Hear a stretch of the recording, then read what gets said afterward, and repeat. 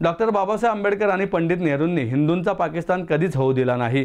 भारत हा हिंदू पाकिस्तान होऊ नये ही आता पत्रकार, कलाकार सर्वांची जबाबदारी आहे, अशा शब्दात ज्येष्ठ पत्रकार राजू परुळेकर यांनी सद्य परिस्थितीवर भाष्य केले। पत्रकार वरुणराज भिडे मित्र परिवारातर्फे एस.एन. जोशी सभागृह येथे पत्रकार वरुणराज भिडे स्मृती पुरस्कार वितरण कार्यक्रमात ते बोलत होते। यावेळी खासदार डॉक्टर अमोल कोल्हे तसेच माजी आमदार उल्हास पवार, अंकुश काकडे आदी उपस्थित होते। यावेळी मुख्य पुरस्कार लोकमतचे सहयोगी संपादक यदू जोशी यांना, तर महाराष्ट्र टाइम्सचे विशेष प्रतिनिधी प्रशांत आहेर, एबीपी माझाचे पत्रकार मिकी घई, लोकसत्ताचे पत्रकार दिगंबर शिंदे यांना आश्वासक पुरस्कार प्रदान करण्यात आला। आज अशी वेळ आली आहे की पत्रकारितेत कर्तव्य बजावणे हे साहस वाटत आहे, असे सांगून राजू परुळेकर म्हणाले की पूर्वी दुसऱ्याचा आदर करण्याची परंपरा होती, पण आज भाषेची अभिरुची देखील घसरली आहे। एकेकाळी मीडिया सत्तेविरुद्धचा स्तंभ असल्यासारखी होती, आता सगळे एकमेकाला पूरक सुरू आहे। कोणी काही बोलत आहे, सगळे मिळून मिसळून वागत आहेत, अशी एकता कधी अनुभवली नव्हती। आम्ही मतभेद व्यक्त करायचो, लोकशाहीच्या संस्था वेगळ्या होत्या, पण आज सगळे वारकरी झाले आहेत। मतभेद टाळण्यासाठी सर्वांचा कल आहे। वन नेशन वन इंटरेस्ट असे काहीसे झाले आहे। सर्वांनी मिळून आदर्श भारत करायचा आहे। आता मित्र की शत्रू एवढंच आहे। बोलण्याची संधी नाही, पण एक लक्षात ठेवायला हवे की आपण देश आणि समाज म्हणून एकच आहोत। कोणी कोणाला आवडत नाही म्हणून दूर करता येत नाही। भारत अखंडच आहे, पण आणखी अखंड करताना तो खंड खंड होतोय, याकडेही त्यांनी लक्ष वेधले। डॉक्टर अमोल कोल्हे म्हणाले, सध्या वैचारिक घुसळण होत आहे।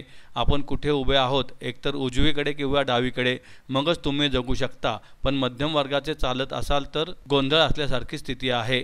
माध्यमांचे प्रतिनिधी आम्हाला प्रतिक्रिया विचारतात, पण माध्यमे फक्त प्रतिक्रिया घेण्यासाठी आहेत का? मार्गदर्शन कोण करणार हा खरा प्रश्न असल्याचे त्यांनी म्हटलंय। सत्काराला उत्तर देताना यदू जोशी यांनी सुरुवातीला पुण्यात वरुणराज भिडे यांच्या सानिध्यात पत्रकारिता करण्याची संधी मिळाली, त्यामुळे पुरस्काराचा रूपात मिळालेली ही शाबासकी आयुष्यभर पुरणार आहे, असं सांगितलं। काही लोकांना हे पटेल, काही लोकांना हे पटणार नाही, आमच्याही फ्रॅटर्निटीतले, पण खरोखरच कठीण झालेलं आहे, कारण त्याला विलक्षण वेगवेगळे कांगोरे प्राप्त झालेले आहेत आणि कधी नव्हे एवढं समाज मन गढूळ झालेलं आहे की दुसऱ्याचा आदर करण्याची परंपरा होती। म्हणजे मी जेव्हा कॉलेजमध्ये होतो तर कॉलेजच्या बाहेर पडलो किंवा मी पहिल्यांदा पुण्यात आलो, शिवाजीनगरला उतरलो तेव्हा तर थंडी पडली होती। म्हणजे पुण्यामधल्या लोकांना आश्चर्य वाटले, पुण्यात थंडी पडली होती असं म्हटलं आज।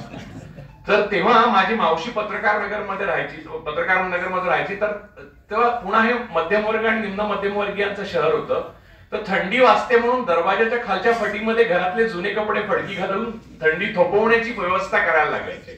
हल्ली पुण्यामध्ये लोक त्या नॉस्टॅल्जियाने स्वेटर घालतात डिसेंबरमध्ये, बाकी थंडीचं काही नाव नसतं। म्हणजे जिथे एवढी प्रकृती बदलली तिथे बाकी सगळं बदलणार स्वाभाविक आहे। मुंबईचं झालं तेच महाराष्ट्राचं झालं आणि तेच भारताचं झालं।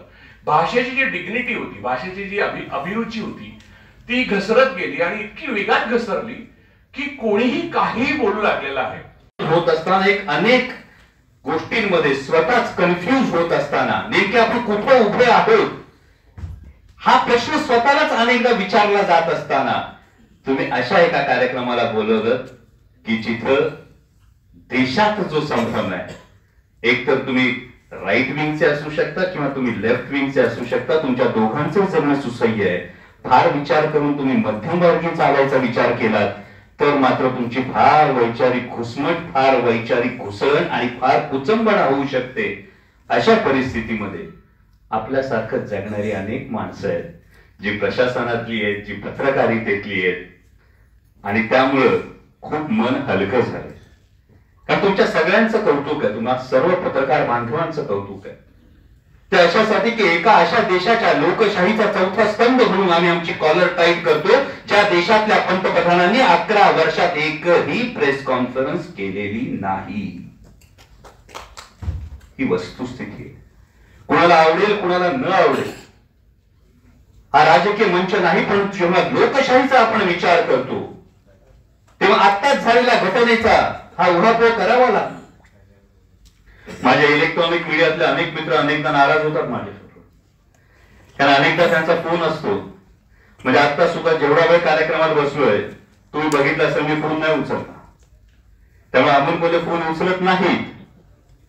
यामुळे नाराजीचं कारण तुमच्या समोर आहे। कार्यक्रमात असलं तर फोन मी शक्यतो घेत नाही, पण त्याहीपेक्षा महत्वाचं आता इलेक्ट्रॉनिक माध्यमातून जेव्हा अनेकदा प्रश्न विचारला जातो यावर तुमची प्रतिक्रिया काय? अमुक एक असं म्हणाले यावर तुमची प्रतिक्रिया काय? तेव्हा माझ्यातला विचार सुरू होतो, माध्यम फक्त प्रतिक्रियेसाठीच आहे का?